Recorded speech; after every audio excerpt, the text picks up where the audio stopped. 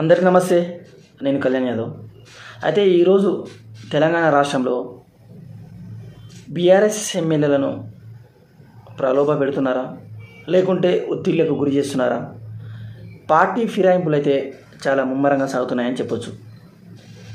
వరుస జంపులు బీఆర్ఎస్ నుండి మనం చూసుకున్నట్లయితే పార్లమెంట్ ఎన్నికకు ముందే అక్కడ గెలిచిన ఎమ్మెల్యేలు కూడా బీఆర్ఎస్లో మన స్టేషన్ గణపూర్ నుంచి శ్రీహరి గారు, కళ్యాణ్ శ్రీహరి గారు, అదేవిధంగా ఖైరతాబాద్ నుండి దాన నాగేంద్ర గారు, వాళ్ళకు టికెట్స్ కూడా తెచ్చుకున్నారు ఎంపీగా. ఎంపీ ఎలక్షన్స్ అయిపోయినాయి, రిజల్ట్స్ వచ్చినాయి, అదంతా జరిగిపోయిన తర్వాత ఇప్పుడు మరి ఏం ఒత్తిడి పెడుతున్నారా, లేకుంటే అధికార దాహమా?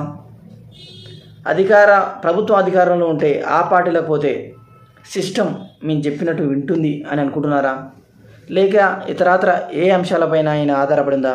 వీళ్ళు చేసిన కుంభకోణాలు, స్కాములు ఏమైనా దాడులు చేశారు కాంగ్రెస్ గవర్నమెంట్ అని భావిస్తున్నారా? తెలియదు, కానీ వరుస జంపులు అయితే అవుతున్నారు. ఇటీవలే మనం చూసుకున్నట్లయితే ఉమ్మడి నిజామాబాద్ జిల్లా జైత్యాల నుండి సంజయ్ కుమార్ గారు బీఆర్ఎస్ నుండి కాంగ్రెస్కి వెళ్ళడం జరిగింది. అదేవిధంగా సీనియర్ నాయకులు, బీఆర్ఎస్ సీనియర్ నాయకులు పోచారం శ్రీనివాసరెడ్డి కొత్త రాష్ట్రం ఏర్పడ్డాక మొదటిసారి వ్యవసాయ శాఖ మంత్రి అయిన, అదేవిధంగా రెండవ శాసనసభల స్పీకర్గా కూడా పనిచేశారు. అంటే కేసీఆర్ అంత సముచిత స్థానం ఇచ్చినా కూడా ఎందుకు వీళ్లకు పార్టీ మారాల్సి వచ్చింది? అంటే ఏమైనా ఒత్తిడికి గురవుతున్నారా?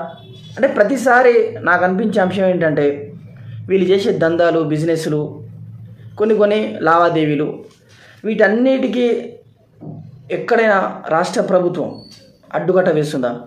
వాటి నుంచి తప్పించుకోవడానికి, అధికారం కోసానికి, వారి స్వలాభం కోసానికి ఇలా చేరుతున్నారా అని అనిపిస్తుంది. ఇంకోటి, గతంలో పీసీసీ చీఫ్గా చేసిన పొన్నాల లక్ష్మయ్య గారు కాంగ్రెస్ను వీడి బీఆర్ఎస్ చేరినప్పుడు సిగ్గులేదా లక్ష్మయ్య, నీకు అవసరమా? 70 ఏళ్ళు వచ్చినావు, రేపు మాపు సస్తావు, నీకు పార్టీ మారుడు అవసరమా అని తిట్టిన రేవంత్ రెడ్డి గారు అదే 7-10 వయసు ఉన్న పోచారం గారి విషయంలో ఎందుకు ఆ విధంగా ఆలోచించలేదు? అదే చాలామంది అనొచ్చు, అరే బాబు గతంలో కేసీఆర్ కూడా పార్టీ ఫిరాయింపులు చేశాడు, చాలామందిని సంతలో పశువుల మాదిరి కొన్నాడని. అందుకే కదా ఆయనను గద్దె దించారు, ఈయనను గద్దెనెక్కించారు.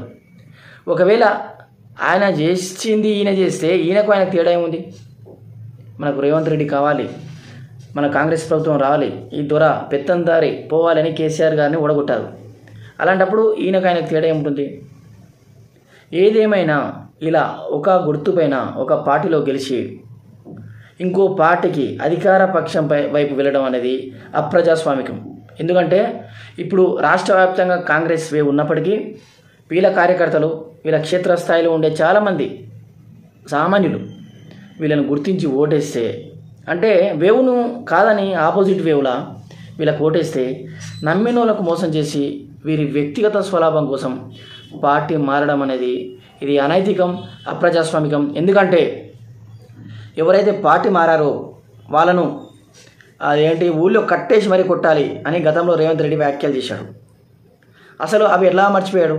ఇదే రేవంత్ రెడ్డి బాన్స్వాడకి వెళ్ళినప్పుడు పోచారం కుటుంబం ఒక దండుపాల్యం లాంటి కుటుంబం అని చెప్పాడు. ఇవన్నీ ఎక్కడ మర్చిపోయారు?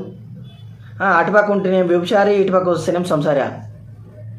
అంటే పార్టీలకు అతీతంగా నేను చెప్పేది ఏంటంటే, మిమ్మల్ని నమ్ముకొని చాలామంది మీకోసం చొక్కాలు చెప్పుకొని కింద స్థాయి వాళ్ళు కష్టపడుతుంటే మీరు ఈజీగా షర్టు మార్చుకున్నది ఈజీగా కండువాలు మార్చుకుంటే వారికి ఇచ్చే గౌరవం ఏంటని, రేపనాడు ఏ లీడర్ కోసం ఎవరు కొట్లాడాలి, అసలు ఓటు అనేది వినియోగించుకోవాలా అనే ఆలోచనకు వచ్చే అవకాశం ఉంది ప్రజలు. కాబట్టి దయచేసి మీరు ఏదైతే ప్రతిపక్షంలో ఉన్నాయో సరే మీ నిధులు, మీ నియామకాల కోసానికి, మీకు వచ్చే బడ్జెట్ కోసానికి కొట్లాడి ఔరా శబాష్ అనిపించుకోండి తప్ప ఈ విధంగా ఏ పార్టీ అధికారంలోకి వస్తే ఆ పార్టీకి మరి మీరు మీ జీవితానికి ఒక మచ్చ తెచ్చుకోదని మనస్ఫూర్తిగా కోరుకుంటున్నాను. Thank you.